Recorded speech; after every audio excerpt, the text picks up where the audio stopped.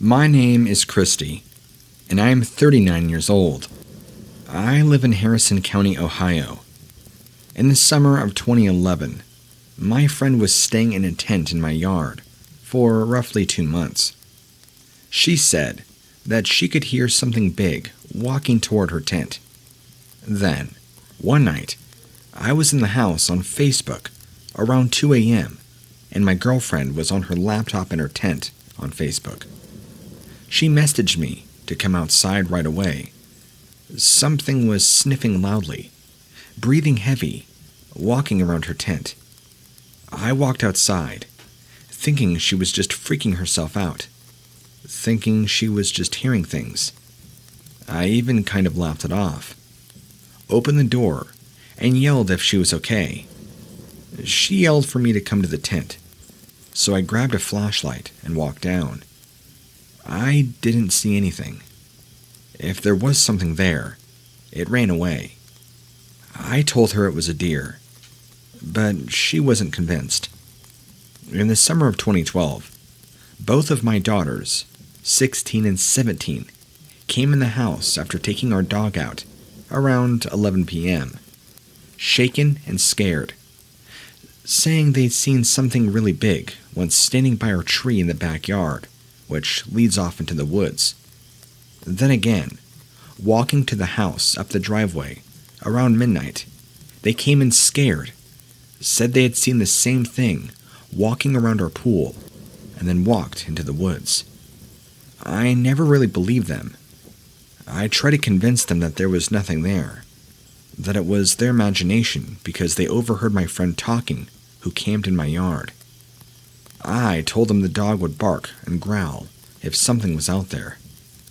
Then, on November 27th, 2012, around 11:45 p.m., I took our 5-month-old pup outside to go do his thing. I walked out the door, turned right with the pup on a leash toward the woodline, maybe 20 or 30 feet from the door. As I began to get closer, maybe 3 feet away, I heard something big shuffling in the briars. I turned, thinking it was a deer, and when I turned around, it stood straight up. It was very big, very tall and very wide. My guess would be at least 7 feet tall. Very broad chest, which was all I could see, besides the outline of its body. It was very dark, and it blended right in with the darkness, except the chest or stomach. Not sure which. It all happened so fast. As it stood up, that part of it was light and showed up in the moonlight. I screamed loudly, ran to the house, dragging the puppy behind me, which I don't believe the pup even realized it was there. It scared me so badly I was shaking and crying.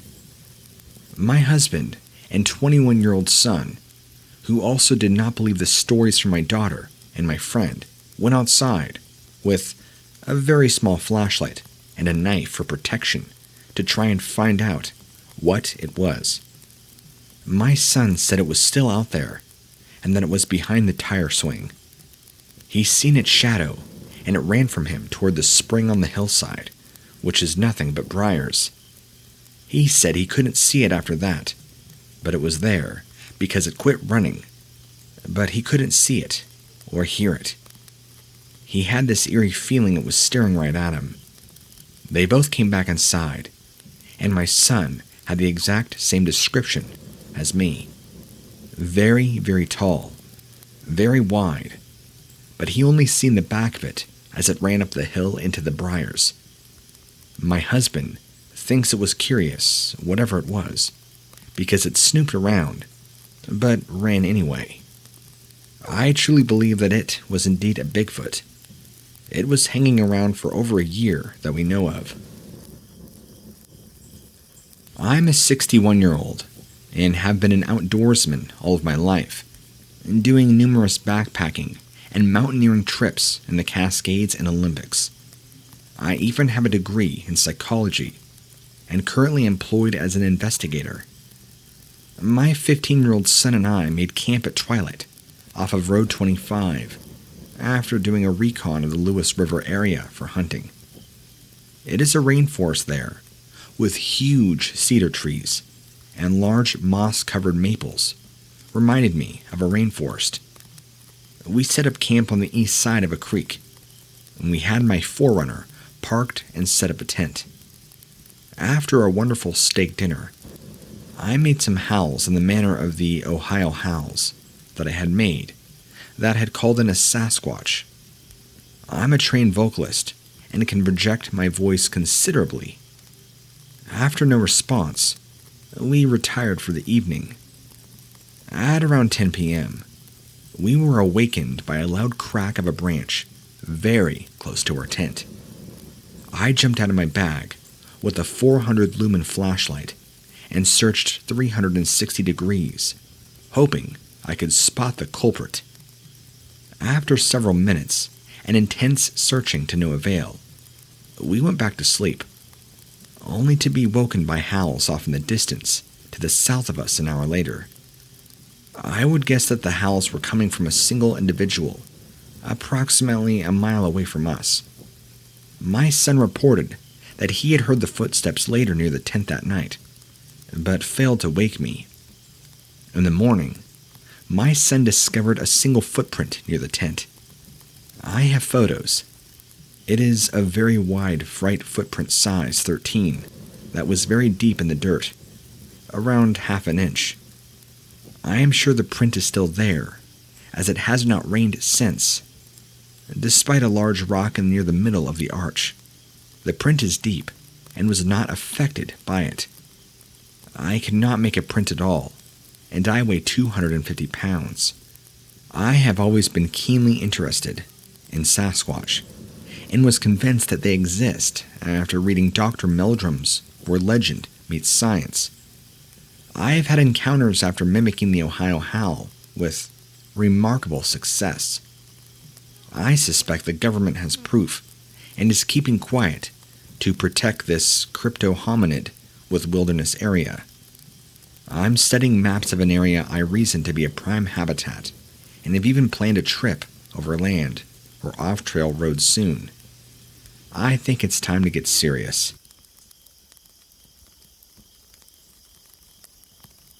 This is an excerpt from a short story that I wrote about this hunting trip for mostly my family. I am 64 years of age and have 40 plus years in law enforcement. Currently, I'm serving as chief of police. With hunting season not to open until the day after next, we were in no hurry and enjoyed the evening with a touch of good single malt Irish, talking about our past hunts and the one we were about to have. Lloyd and Davis would not arrive until the first day of the hunt, presumably because Dave had become domesticate sometime after the previous year's hunt and had to attend a retirement party before being allowed to leave the Valdez for camp. With the evening expanded and the toll of the day that had taken on us, we were in our sleeping bags and doubtlessly turning logs into sawdust by 11 p.m. The stove was stoked with fresh firewood, and all was good. About 2:15 a.m., I awoke feeling way too warm, unzipped my bag, slinging the top off, when I heard a resounding crack of wood striking wood, similar to a Louisville slugger solidly striking a large sound birch tree very close to the cabin. There being no one within many miles of us, my attention was now immediately focused on the sound. A few seconds later, the sound was repeated, which was to be the pattern for several minutes, while I attempted to evaluate it to determine its source. Finally, I decided to wake Bill, saying in just above a whisper, "Hey, Bill." He stirred, responding with something that sounded like a what, and did not move again for 20 minutes. When he woke up and asked what was going on. In the meantime, the commotion stopped when I initially attempted to wake Bill up again and was sitting on the bunk with my 450 in hand, waiting for whatever eventually might rise. Nearing 3 a.m., I finally returned to a sound slumber, awake well into the following morning. With a spot of coffee in our gullets, and having explained to Bill the events of the previous night, we explored the area of the old village, inclusive of the nearby graveyard, in an effort to find an explanation. We found numerous paths traversing the grassy area, all around the cabins, with a multitude of bedding sites. Never did we find anything that would provide us with an answer to the question of the source of sounds. Explaining this to another friend after our return, with the experience of spending many years living in numerous villages, he asked me if there was a native graveyard nearby.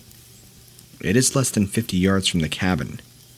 Nevertheless, I named the source Sassy. With a spot of coffee in our gullets, and having explained to Bill the events of the previous night, we explored the area of the old village, inclusive of the nearby graveyard, in an effort to find an explanation.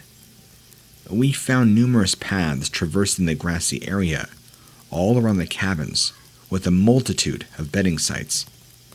Never did we find anything that would provide us with an answer to the question of the source of sounds. Explaining this to another friend after our return, with the experience of spending many years living in numerous villages, he asked me if there was a native graveyard nearby. It is less than 50 yards from the cabin. Nevertheless, I named the source Sassy.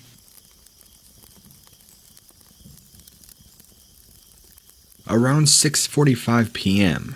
on April 23, 2008, as my son and I were coming into the U.S. from Canada, we were traveling west, about 14 miles on the U.S. side of the U.S.-Canada border, on the Alcan Highway. My son was driving. If you've ever driven the road, then you know how the pavement has huge dips in it.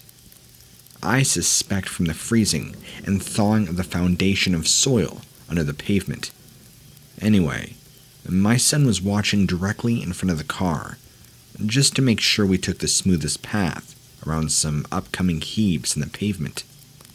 I was watching further down the highway, as I had done on our entire trip. My hope was to catch a glimpse of a bear, moose, or some awesome wildlife of some kind.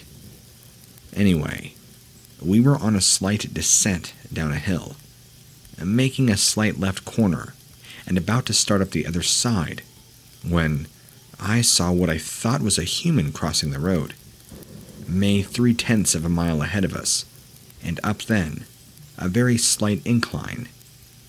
He was a tall, odd-looking fellow, and I joked to myself when I first saw him, well, there's a Sasquatch up the road.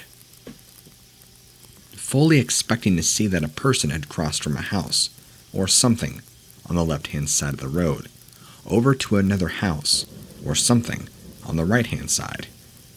When we got to the point where the structure should have been, there was nothing. I mean nothing. And no sign of any human, animal, or anything else on the right-hand side of the road in the woods. This thing was walking upright, just like a man would. Long arms, and what looked like a long neck from the side. It had a fairly long gape in his walk, arms swinging with each and every stride. It was all one color. I described it to my wife as the color of a Carhartt rust brown full coveralls. I called her first thing when we got self-coverage. She got on the web and saw where this was not the first time a sighting had happened, in the very same area. I was so glad that somebody else had seen it. I hate to say it, but he looked similar to the representations on TV and pictures. By the way, I have always thought this whole thing was a bunch of nonsense.